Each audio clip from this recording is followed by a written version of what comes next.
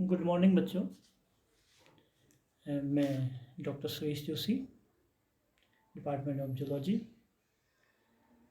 आप लोगों के लिए देखो हमारा एनिमल फिजियोलॉजी का जो लेक्चर सीरीज चल रही है, आज उसका थर्ड लेक्चर यहाँ पर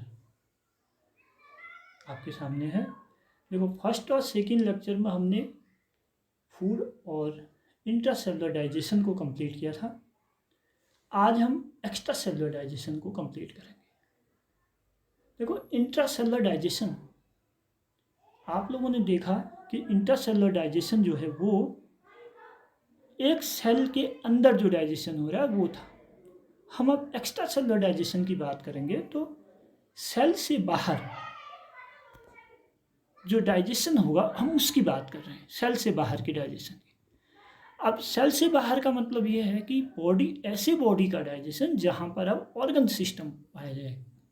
ठीक है, इसलिए ये लिखा हुआ है आपके लिए, नोट्स प्रिपेयर करने के लिए विशेषली ये लेक्चर सीरीज है कि आप लिखेंगे, इसलिए ये लिखा हुआ आपको दिख रहा है कि digestion is when digestion is completed in the lumen of digestive tract. Digestion किसी एक सिस्टम के थ्रू होगा। ऑर्गन, बहुत ज़्यादा ऑर्गन है, वो ऑर्गन एक सिस्टमेटिक तरीके से हैं, उनमें यानी डाइजेस्टिव ट्रैक्ट में होगा, देन उस it called extra cellular digestion, उसको हम एक्स्ट्रा सेलुलर डाइजेशन बोलेंगे। अब कल हमने पढ़ा था इंट्रासेलुलर डाइजेशन की प्रोटोजोवन में होंगे क्योंकि वो यूनिसेलुलर एनिमल है। तो अब जो हायर एनिमल हैं जैसे वर्टिब्रेट एनिमल, यहाँ पर ऑर्गन सिस्टम पाया गया है। जहाँ पर ऑर्गन सिस्टम है तो वहाँ पर उन एनिमल में जहाँ ऑर्गन सिस्टम है तो उनमें एक्स्ट्रा सेलुलर डाइजेशन हमको देखने को मिलेगा।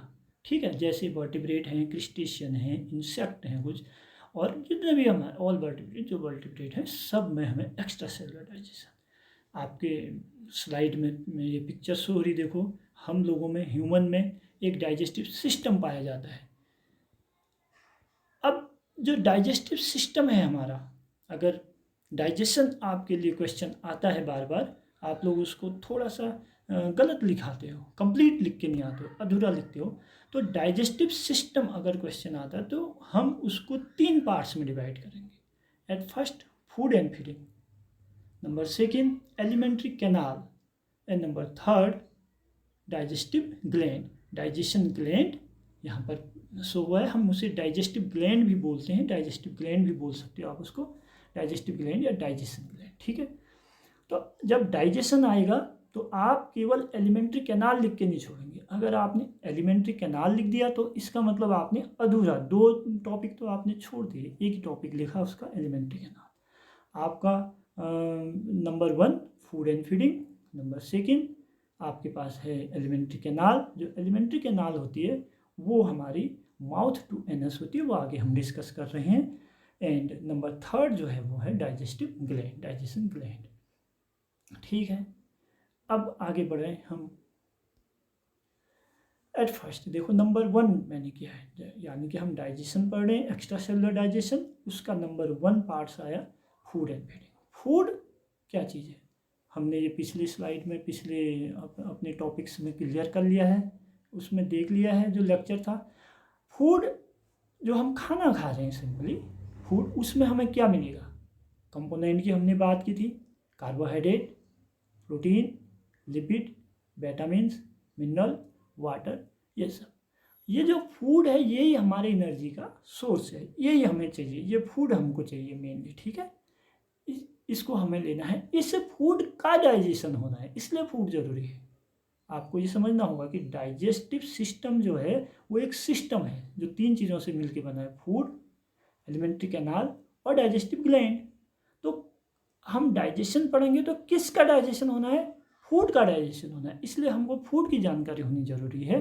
तो वो हमने पढ़ा कि फूड में ये कंपोनेंट पाए जाएंगे, कार्बोहाइड्रेट पाया जाएगा, प्रोटीन होगा, फैट होगा, विटामिन्स होंगे, मिनरल्स होंगे, और हमारा वाटर मॉलिक्यूल भी होता है उसमें। ठीक है, ये हमारा क्या है, मेन सोर्स ऑफ एनर्जी है। ठीक है, अब नंबर सेकेंड की हम बात करते हैं।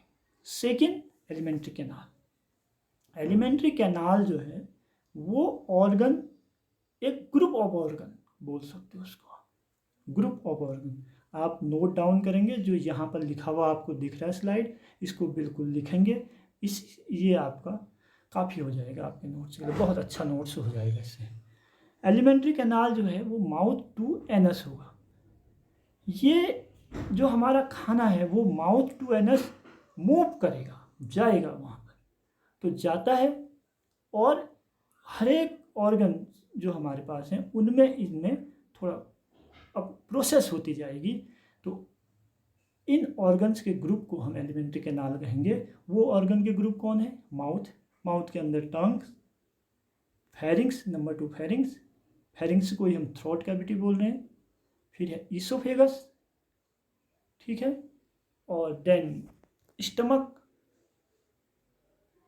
Intestine, intestine large intestine, small intestine होती है, रेक्टम और एनस, ठीक है। इनका हम आगे डिस्कशन करेंगे।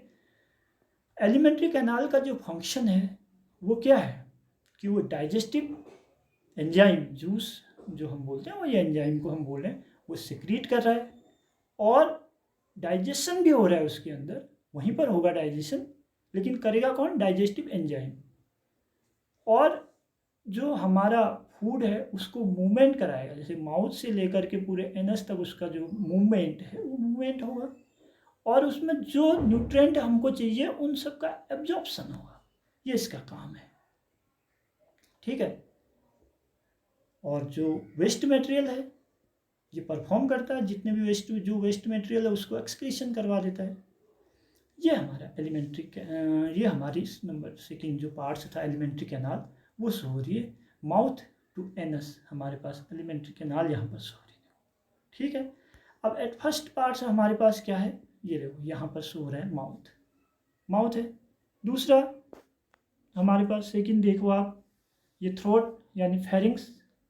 Third parts of alimentary canal oesophagus, and fourth stomach. ये फिगर आप यहाँ पर इस फिगर को बनाएंगे यहाँ पर, और ऐसे इसकी लेबलिंग करेंगे यहाँ पर, ठीक है। इंटेस्टाइन देखो, स्मॉल इंटेस्टाइन। अब यहाँ पर कुछ बच्चों को कन्फ्यूजन होता है कि फिगर में थोड़ा ऐसा घुमाया हुआ दिखाया गया है। यहाँ पर आपको, यहाँ पर ये जो दिख रहा है आपको कि ये घुमाया हुआ, ये लार्ज इंटेस्टाइन। आप स्मॉल इंटेस्टाइन ये वाला पार्ट्स है जहाँ मैंने अभी रेड किया, ये वाला पार्ट्स, ये स्मॉल। मैं इसको दिखा देता हूँ आपको कि ये कैसे जुड़ा हुआ होता है। ये देखो, ये ह्यूमन का, अगर हम इसे सीधा कर लेते हैं तो इस तरीके से हमको दिखता है। देखो इस तरीके से हमको दिखेगा। ये है स्टमक, और स्टमक से ही यहाँ से जा कर के ऐसे जुड़ा हुआ है। देखो स्मॉल इंटेस्टाइन, स्मॉल इंटेस्टाइन यहाँ तक है। फिर ये जो पार्ट्स है हमारा ये वाले, जिसमें आगे ये लार्ज इंटेस्टाइन बोला जाएगा इसको, ठीक है भाई। अब बात करते हैं हम, देखो स्मॉल इंटेस्टाइन के बाद large intestine, then rectum, then last anus. तो ये फिगर आपने बनाना है, और इसको अच्छे से फिगर को थोड़ा आगे से बना लेना। अभी इसमें तो मैंने थोड़ा सा लिख दिया है, तो इस पहले इसको नोट डाउन कर लेना, बना लेना फिगर को, डायग्राम बना लेना अच्छे से। देन उसके बाद आप ये लेबलिंग, बिल्कुल ऐसे ही लेबलिंग होगी। ये नहीं कि एक माउथ फेरिंग से यहाँ लिखा और इसोफेगस आपने राइट साइड लिख दिया, कुछ लेफ्ट साइड लिख दिया, बिल्कुल एक ही साइड लिखेंगे। मैं सब उसके लिए बता रहा हूँ। से अब हम इनका डिस्कशन करेंगे। 2.1, नंबर 1 हमारा फूड था, नंबर 2 हमारा एलिमेंट्री कैनाल था। अब 2.1 की बात हम करते हैं माउथ। माउथ आप सभी जानते हैं कि वो एक ऐसा पार्ट्स है डाइजेस्टिव सिस्टम में, जो एलिमेंट्री कैनाल है उसका, जिससे हम खाने को लेते खाते हैं, जिससे हम खाना खा रहे हैं, और यहीं से डाइजेशन स्टार्ट हो जाता है। इसी से डाइजेशन स्टार्ट हो रहा है। यहाँ पर हम खाना खा रहे हैं, भोजन की बाइट जो हमें खाना है वो हम लेंगे, उसको चबाएंगे, क्योंकि यहाँ पर हमारे पास टीथ पाए जाते हैं, और माउथ में ही हमारे पास टंग्स पाई जाती है। टंग के नीचे हमारे पास उसमें वहाँ उससे सलाइवा सिक्रीशन होता है, जो सलेवरी ग्लैंड पाए जाते हैं। तो वो सलाइवा सिक्रीट करता है। सलाइवा सिक्रीट करने पर क्या हो रहा है कि फूड का वहीं पर से डाइजेशन भी शुरू हो जाएगा। लेकिन आपको सिक्वेंसली पढ़ना है, सब कुछ मिक्स नहीं करना है। आपने केवल यहाँ पर लिखना है माउथ में क्या क्या है करके, ये आपने देखना है। आगे में डाइजेशन जो है, डाइजेशन वो आगे हम पढ़ेंगे बाद में, लास्ट में वहाँ पर उसको डिस्कस करेंगे। अभी हम एलिमेंट्री कैनाल पहले पार्ट हमने माउथ लिखा। माउथ के अंदर देखो, माउथ 2.1 है तो 2.1 टू सेट ऑफ टीथ। जब ह्यूमन बीइंग की हम बात करेंगे तो उनके पास 2 सेट पाए जाते हैं टीथ की।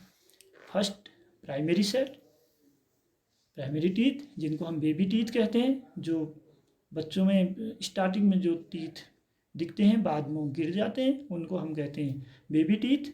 टीथ दैट फॉल आउट, वो गिर जाते हैं, ठीक है। सेकेंडरी टीथ, वो उसके बाद जो दूसरी एक सेट फिर नया टीथ बनता है बॉडी में, उसको हम बोलते हैं, वो पूरा एडल्ट के लाइफ टाइम तक रहते हैं।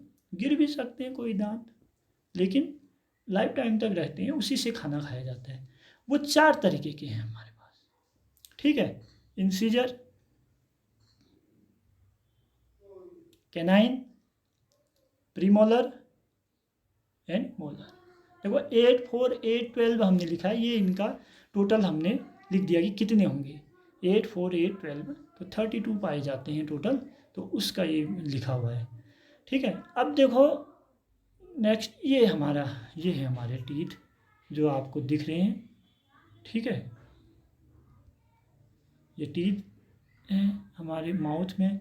अब यहाँ पर देखने वाली बात है, देखो यहाँ पर देखो आप, इंसीजर, जो ये इंसीजर टीथ है, ये यहाँ पर 2 दिखाए। टीथ का ऐसे सेट है, हमने 2, 1, 2, 3 ऐसे करके हम बताते हैं। 2, 1, 2, 3, देखो 2, 1, फिर 2, फिर 3, बाय 2, 1, 2, 3 ऐसे करते हैं। इंटू 2 करते हैं हम इसको, इंटू 2 करते हैं, देन हम बोलते हैं 32 बोल रहे हैं इसको, ठीक है। तो ये जो 2 है, देखो हमने 4 सेट बनाए हैं इसका। एक सेट हमारे पास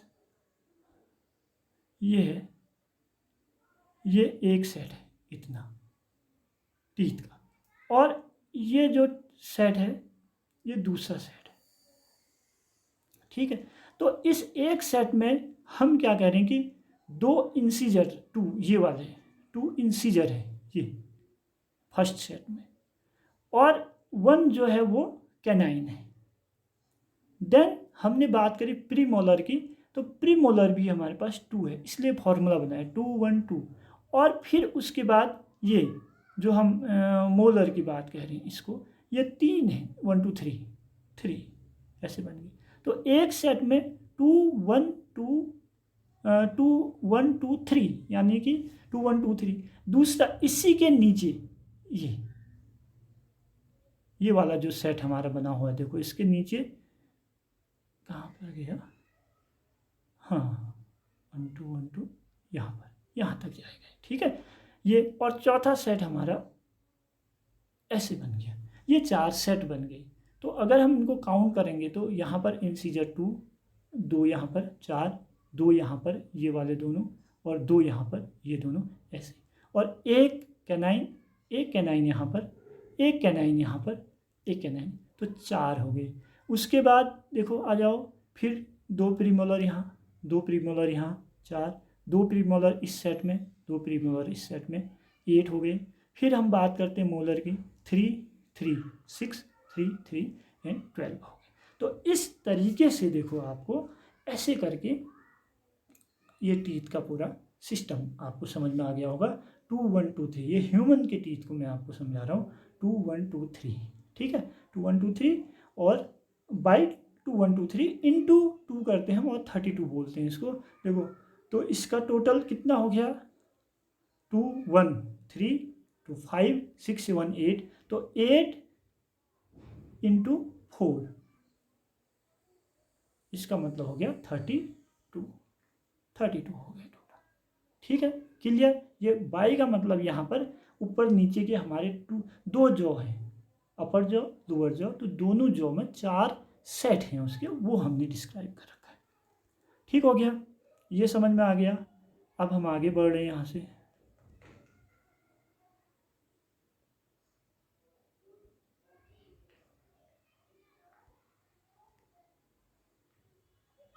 अब हम आगे बढ़ते हैं इसके बाद। तो अभी आज आपका जो लेक्चर था वो यहीं तक है। नेक्स्ट इसके बाद आगे मैं नेक्स्ट जाऊंगा। इसके बाद हम आ जाते हैं आप किस पर, फेरिंग्स पर। ठीक है बच्चों, फेरिंग्स आ जाएंगे। तो फेरिंग्स के लिए एक दूसरा लेक्चर हमने तैयार किया है, वो लेक्चर हम पढ़ेंगे।